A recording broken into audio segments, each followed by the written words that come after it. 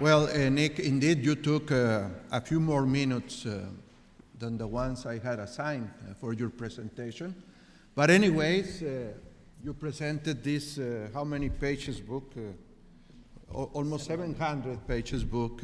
I think you did a fantastic job, and thank you for your presentation. And of course, we will continue to discuss what you have said here throughout the day. I now invite Chris Hopp of Cambridge University, who is, I would say, the lead author of the page model, which was used extensively by Nick in preparing his review. So Chris, please take the floor. So I've got just 20 minutes now or so to talk a little bit about page 2002, which was the integrated assessment model, as Nick said, used in the Stern Review, and to talk about what it can tell us about the social cost of carbon, which, as you know, is the impact of 1 more ton of carbon being put into the atmosphere now in the form of CO2. And I hope at the end I'll be able to talk a little bit more about some of the other things that the page 2002 model can do for us as we try and decide what to do about this serious problem. What I'm going to talk about is just a little bit on the structure of the model itself, so you can see what's involved in it. Talk a little bit about the values that come out for the social cost of carbon in the Stern Review, and explain where those numbers come from. One of the advantages of the model is that it is transparent, and I want to make those numbers transparent to you so that we can understand where they've come from. Then lead a little bit into talking about what happens to the social cost of carbon, the impacts of a ton of carbon dioxide, if we make some other assumptions to answer some of the comments that have been made, and this in a way leads us into the discussion that we'll be having this afternoon, and then talk for a few minutes at the end about what else the page 2002 model can tell us. So very simply, the page 2002 model is an integrated assessment model. It divides the world up into 8 regions. It looks at all the major greenhouse gases, not just carbon dioxide. It allows you to make decisions about abatement, how you're going to cut back your emissions of gases, and adaptation, how you're going to cope with any impacts that might be caused. It looks at economic, non-economic, and catastrophic impacts, the kinds of things that Nick was talking about we should be very worried about if we get temperatures above 4, 5, 6 degrees maybe. It has a time horizon out to 2200, because this is a hugely difficult and long-term problem. And most importantly, Nick has emphasized uncertainty all the way through his talk. All of the calculations in the model are done with a recognition of that uncertainty. So they're done probabilistically. You don't just put in single values for parameters and get out single answers. You put in ranges for parameters and get out ranges for answers. And what kinds of things do you need to put into the model to be able to do these calculations? You need to have some statements about what the emissions of greenhouse gases are likely to be. You need to make some statements about atmospheric residence time of the greenhouse gases. How long are they going to be there? How sensitive is the climate system? And Nick's shown a slide on the assumptions that are in there about that. You need to look at sulfates and the cooling effects of those. So this is sort of scientific information that needs to go into the model to be able to do the calculations. But also you need to look at how impacts are as a percent of GDP and how those vary as a function of the temperature changes. And you need to look at the discount rates and equity weights, the kind of economic parameters that Nick was talking about. And this is what makes it an integrated assessment model. It puts in values from the scientific studies, values from the economic studies, brings them together and allows us to say what kind of implications they have for the policies we might want to follow. And the structure of the model, basically to run the model you need to make some decisions about what your abatement and adaptation policy is going to be in all the different world regions, how much of the gases you're going to allow to be emitted, what kind of adaptation you're going to have. You can then calculate through on the left-hand side, the blue on my screen, the sort of a grey on your screen, which works out the global and regional temperatures that result from the different emissions of gases. And if we look at the amount of adaptation, that can then in combination with the temperatures, tell us what the impacts are likely to be. I won't talk about very much the things on the other side of the right-hand side of the model, which allows us also to say what are the costs of adaptation, what are the costs of abatement, and get some costs of taking action as well, but I will refer to that at the end. So what do you actually do if you're wanting to work out the social costs of a greenhouse gas, in this case carbon dioxide?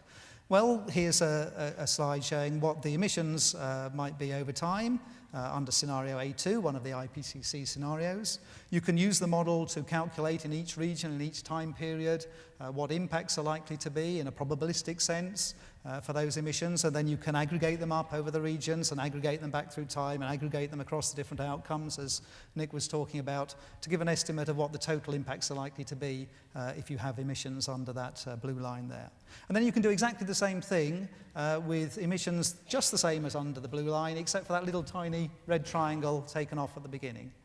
And you can work through, again, all the impacts that there will be in the different regions over time, over the different outcomes with that scenario, exactly the same, except for that little red triangle there. And then you can take away one from the other. And as that little red triangle actually represents 1 billion tons of carbon, if you then divide the difference between the two scenarios by 1 billion, that will then tell you how much impact is being caused by 1 ton of carbon being emitted today. And that's the way these kind of calculations are done, to work out the social costs, the marginal impacts. So what kinds of figures do we get from the Stern review? Here's the number for the social cost of carbon that is most prominent in the review, a figure of $85 per tonne of CO2, which translates through as $312 per tonne of carbon, which is the more usual unit that people measure it in. As Nick said, this has been calculated using the Page 2002 model with sets of assumptions in there and transforming the answers using balanced growth equivalents and so on afterwards in order to be able to produce this expected number. Now, the first thing we can do with the model is say, well, okay, let's make all the assumptions exactly the same as in the Stern review. And let's, rather than just produce one number, the central number, let's see what kind of range of numbers comes out of the model. And this is what's shown on this slide.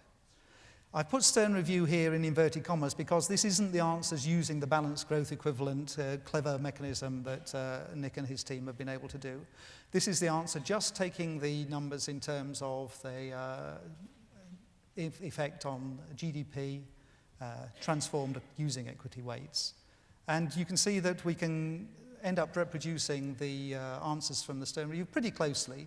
The mean value that comes out of the model when you run it like that is $340, just a little bit higher than the central number produced in the Stern review. And the range is somewhere now, as you see, a 5 to 95% range between $65 and $900 per tonne of carbon. So immediately you see just how uncertain we are about this. Even using all parameters pretty much exactly the same as in the Stern review, we end up with a range for social costs of carbon that are an order of magnitude or a bit higher as being not unreasonable for the 90% range. One of the advantages of having a probabilistic model like Page is that you can immediately get out of it some information about which of all the uncertain inputs there are in the model has the biggest effect on the answers that you're getting out, in this case, the answers for the social cost of carbon. And we can see here that it's a mixture of the scientific information and the economic information that goes in there.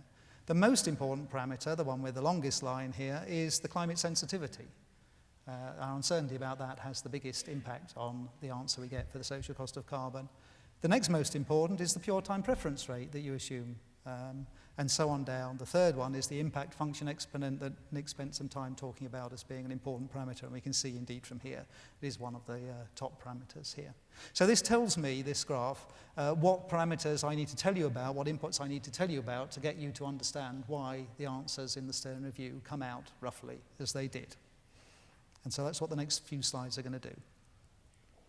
The assumptions in the Stern review runs, which ended up with that range of social costs of carbon that I showed a moment ago, are these. The GDP, the population and the emissions are as in the IPCC scenario A2. Climate sensitivity has a range somewhere between 1.5 and 5 degrees centigrade for a doubling of CO2 concentrations. Most likely answer 2.5 degrees. The little triangles at the end show this is a triangular distribution, with the bottom point being the minimum, the top one being the maximum, and the middle number being the most likely input. So as Nick said, this is very standard assumptions about climate sensitivity. Standard assumptions about the half-life of climate change, how long it takes on average the Earth to respond to any change in forcing, between 25 and 75 years. The impact inputs. The economic impacts in the European Union in the model in these Stern Review runs are assumed to be somewhere between minus 0.1% and 1% of GDP for a 2.5 degrees centigrade rise. In other words, the model does allow a possibility that global warming could actually be a good thing, could lead to benefits rather than costs in regions like the European Union. However, the non-economic impacts, the effects on health, the effects on inundation of wetlands and so on that don't get directly into GDP are assumed to be somewhere between 0 and 1.5% of GDP for a 2.5 degrees centigrade rise. Now, impacts in India or other poor countries are greater than this. There's a multiplicative factor on there, maybe twice as high in terms of percent of GDP lost. But the impacts in the rest of the OECD are lower than this, and maybe only a quarter to a half the impacts in the EU, because the EU happens to have quite a long coastline. It's quite vulnerable to things like sea level rise. What assumptions have been made about how the impacts grow as a power of temperature? Well, here they are. It grows as somewhere between a linear and a cubic function of temperature, but the most likely thing is that it grows just slightly more than linear with temperature. So as temperature goes up, it goes up as a 1.3 power of temperature. Now, there are some fairly aggressive assumptions about adaptation in the model. Adaptation is assumed to remove any economic impacts in the OECD for a temperature rise up to 2 degrees centigrade. It's assumed we can perfectly adapt to temperatures up to that sort of level. And if we go beyond that, it's assumed that adaptation, if we work hard at it, can reduce the economic impacts in the OECD by 90% compared to what they're stated as in that first line there. Not so effective in poor countries, maybe reduce impacts by 50% with adaptation. And in non-economic impacts, again, it's not quite so easy to see how we might be able to adapt against inundation of wetlands and so on, so it's assumed that adaptation reduces non-economic impacts just by 25%. But there's fairly aggressive adaptation there. The discounting and equity weights I don't need to labour because Nick's talked about them. The pure time preference rate in these runs that I've shown is 0.1% a year. The ETA parameter, I call it the elasticity of marginal utility of consumption, it's the same thing, it's -1. And the equity weights are applied by multiplying the impacts in each world region by that little equation at the bottom. And the effect of that equation is that if you have $1 worth of impact in a poor country, it's weighted more highly than $1 worth of impact in a rich country. And then finally, what kind of assumptions are made in these runs in terms of the possibility of catastrophe, catastrophic things, the thing we should really perhaps be worried about if the temperature rises a long way. It's assumed that there's no chance of this kind of catastrophic impacts if the temperature stays below about 5 degrees, with a range of from 2 to 8 degrees above pre-industrial levels. If you, however, we get above that threshold, it's assumed that there's a chance of catastrophe rising by 10% for every 1 degree centigrade we go above this. And if we do get that kind of catastrophe, the impacts are quite severe. In the EU, you would lose between 5 and 20% of your GDP, with a most likely value of 10% of GDP. So they're the main inputs to the model. If you use those inputs, and I don't think any of them are outrageous or well outside the range of numbers that come from the literature, you will end up with a social cost of carbon around about $300 per tonne, with a range of maybe from $60 to $900 a tonne. It's just, that's what happens when you use these kind of inputs. But of course, if you don't believe those inputs, if you don't think those inputs are right, then you will end up with different values for the social cost of carbon and therefore different implications for what you should do in terms of policy. And what I'm going to do is just run through a few changes that you might make to the input numbers and see what effect they have on the social cost of carbon. I'm not going to do all of these because I know we're short of time, so I'll just run through. The slides that I skip are there in the website presentation that's been put together by the organisers of the meeting, so you can look at them. If you think I've skipped over something that looks really interesting, you can go and look at it there, or of course ask me about it in the discussion. So the kinds of comments that there have been, and this sort of leads into this afternoon on the results, are, well, maybe this estimate of catastrophe is not quite right that we've got in the model. Maybe it should be either lower or higher. And Maybe the assumptions we've made about the pure time preference rate and the elasticity of the marginal utility of consumption are wrong. They end up giving you a discount rate that's lower than we observe.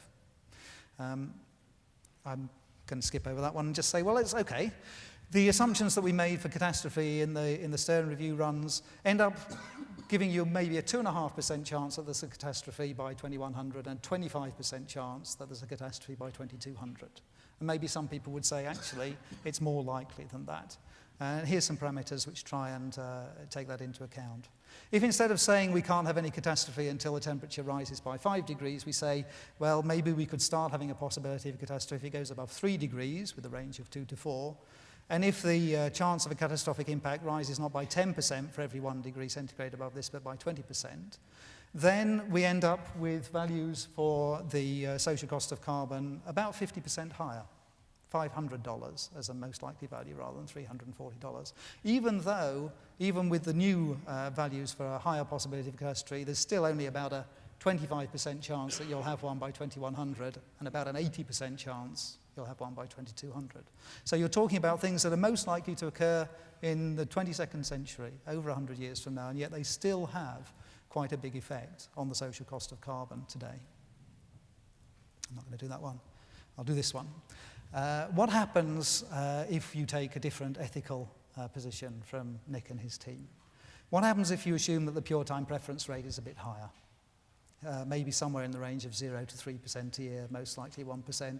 And what happens if you assume the elasticity marginal utility for consumption, again, has a range going up to -2, the kind of number that Nick was talking about, and maybe down to -0.5.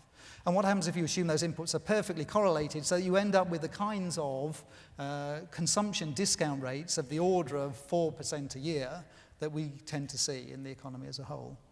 Well, the answer then is if you use exactly the same scheme for doing equity weighting and discounting, you end up with a social cost of carbon that's about 4/5 lower. The mean value goes down to about $70 per tonne of carbon, and the range from $10 to about $200.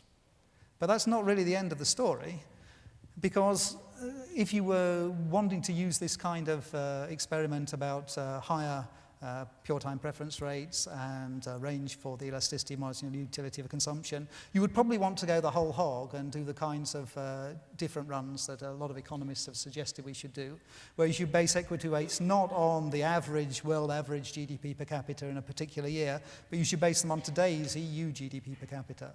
And you should then discount your utility impacts not at the consumption discount rate, but just at the pure time preference rate.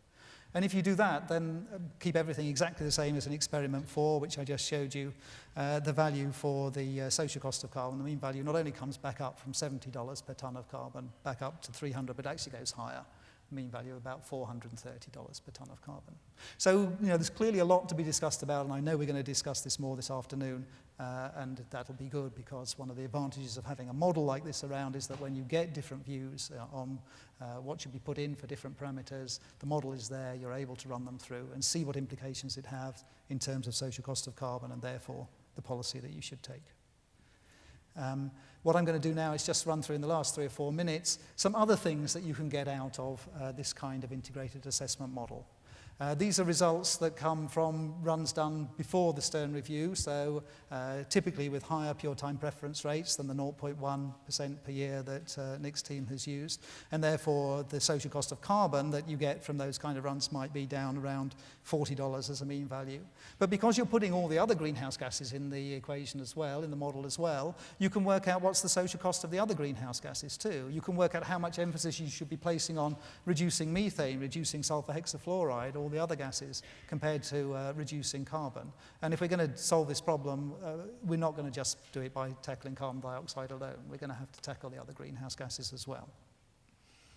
The model can also tell you, if you take that little red triangle of emissions away, not in the base year today, but at some point like 2010 or 2020 or 2040, what happens to the social cost of carbon over time and the social cost of other greenhouse gases over time. And here we can see in blue the values for what happens to the social cost of carbon over time, and in purple what value happens to the social cost of methane over time, and they're calibrated such that they're the scales so that they look equal in the base year today. And you can see that what happens is that they both increase over time.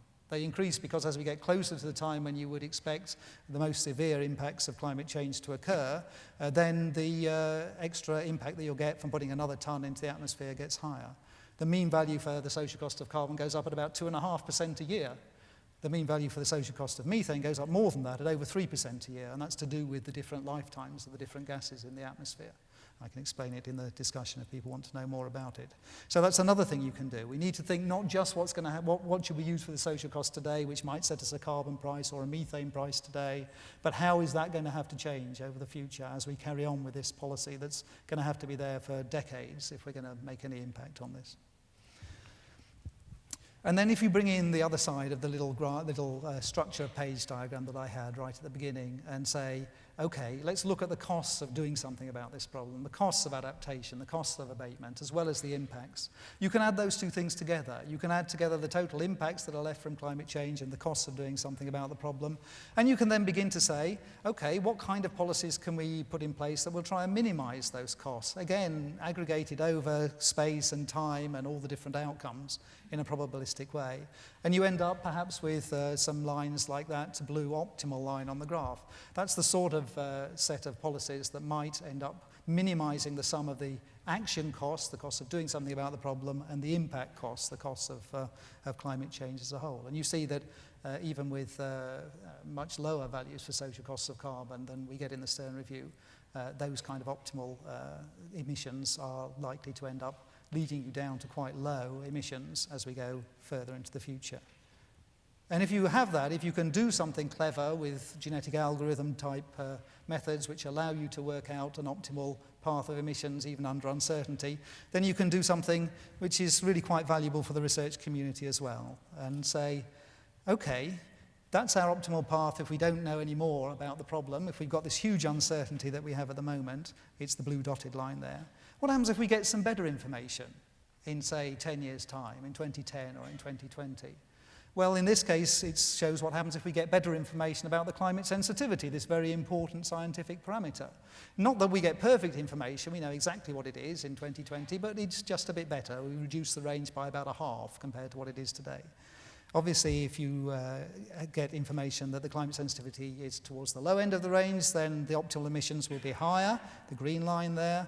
If you get information that the climate sensitivity is towards the high end of the range, the red line, your optimal emissions will end up being lower. And by looking at the total costs of impacts and costs of taking action, once we've got this better information, you can work out what the value of this information is to you. And it actually turns out that the value of this information is enormously high. If we get information that it halves the range of our climate sensitivity parameter in 2010, that's worth about $400 billion to us.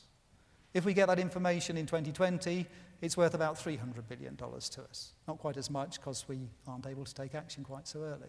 But that gives you some kind of impetus for thinking about what kind of research you should be doing and how much you should be spending on these kind of scientific and economic studies that we need to do. It also, of course, assumes that people will take notice of them and will adjust their emissions optimally as a result of them. But, you know, we all have to make some kind of assumption there.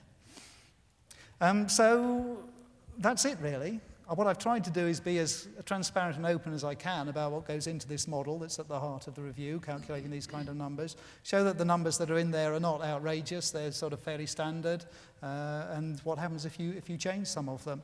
Of course, the model isn't perfect, it carries on being developed. As the new IPCC results come out this year, we'll want to have new versions of it and keep it going. And what I'd like to say, of course, is if anybody has any questions about what I've run through here, or would like to think about using the model themselves to run through their own assumptions that they might have, which might be different from the ones I've shown here, well, that's the great advantage of having the model there. It means we can do that kind of runs and see what different assumptions do in terms of the policies we want to take. And I'd be very happy to work with anybody who might want to do that. Okay, thank you very much. Thank you very much.